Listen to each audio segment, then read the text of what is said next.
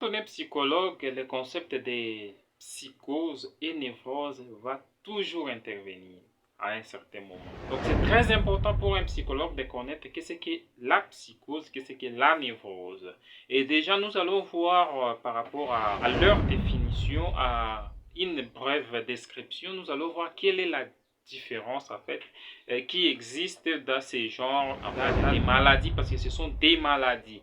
C'est ce qu'il faut d'ailleurs bien souligner, ce sont des maladies. Et ces déclassifications, ces décatégorisations de la maladie, c'est très important de les connaître. Mais d'abord, je vais vous demander de vous abonner sur cette chaîne si ce n'est pas encore fait.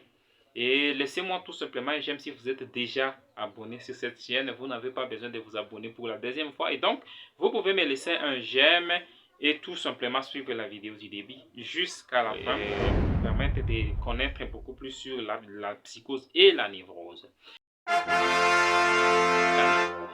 Et donc, si je commence par la psychose tout simplement, on va dire, ce genre de maladie où la personne a la perte des contacts avec la réalité.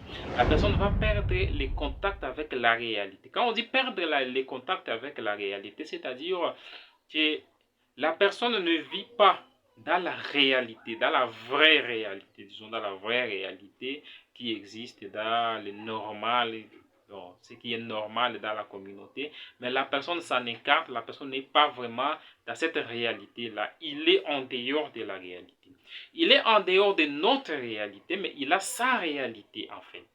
C'est ça la psychose. Dans la psychose, la personne est dans une réalité, mais la réalité qui est la sienne, pas la réalité de tout le monde.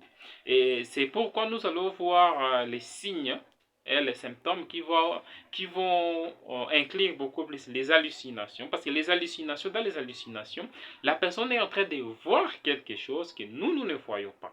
Et donc, lui, dans sa réalité, la personne, dans sa réalité, elle est en train de voir quelque chose. Mais dans notre réalité, nous ne voyons pas. En fait, c'est ça la psychose. Dans toutes les psychoses, vous allez trouver ce genre de symptômes. Et dans la psychose, la plupart du temps, la personne ne reconnaît même pas qu'il est malade, en fait. La personne ne sait pas si elle est malade, et pour elle, c'est vous. C'est vous qui n'êtes pas vraiment bien, c'est lui qui est dans la norme, c'est lui qui est dans les normales, et c'est vous qui n'êtes pas dans les biens, dans les bons sens. En fait. Et c'est ça, la psychose qui va résulter de cette perte de contact avec la réalité. Et dans les symptômes, comme je vous parlais, je vous disais tantôt, on va trouver beaucoup plus les hallucinations et surtout les délires.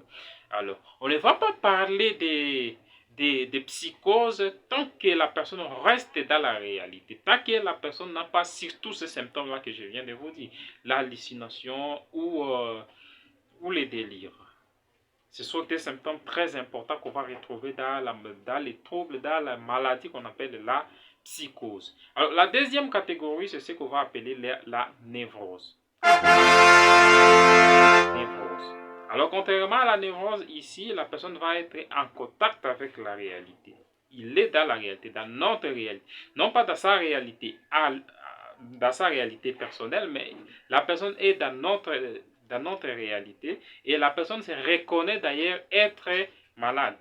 Alors c'est souvent dans le cadre des névroses, cette catégorie-là des maladies qu'on va appeler névrose, la personne saura que je suis malade bien sûr et il va même expliquer sa maladie à d'autres personnes, aux gens qui se trouvent aux environs de lui, même s'il ne va pas identifier tout simplement et clairement la maladie ou les troubles, mais il connaît qu'il est malade, qu'il y a quelque chose qui ne va pas. Et alors les symptômes dans la névrose vont être par exemple la phobie, la peur, l'anxiété qui va intervenir. Et ces symptômes-là vont créer ce qu'on appelle la névrose. Et donc les différences les plus patentes, on va dire, dans la psychose, la personne ne reconnaît pas être malade. Dans la névrose, la personne reconnaît être malade.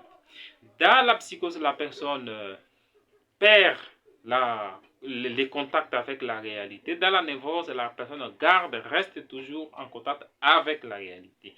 Et puis, dans la psychose, vous allez avoir des symptômes comme les hallucinations, les délires, qui coupe vraiment la personne avec notre réalité, même s'il reste dans sa réalité.